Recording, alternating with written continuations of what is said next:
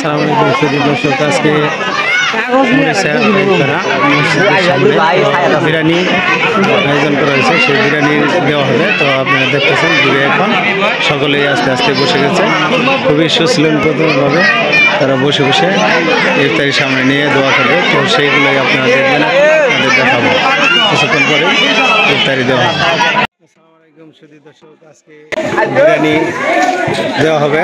তো মোটামুটি ইফতারি করবে বিরিয়ানি দিয়ে, অনেক রোজা রাখছে, তারা আসলে ইফতারি করবে এখন।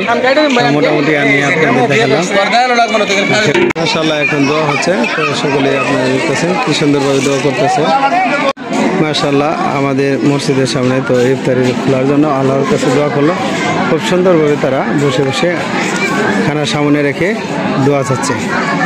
সকলকে রহমত নাজিল করুক, তো সবাই রোজা রাখুক, এইভাবে ইফতারি দেওয়ার জন্য সকলকে তৌফিক দান দিক আল্লাহ তাআলা, সবাইকে ভালো রাখুক এই কামনা করি।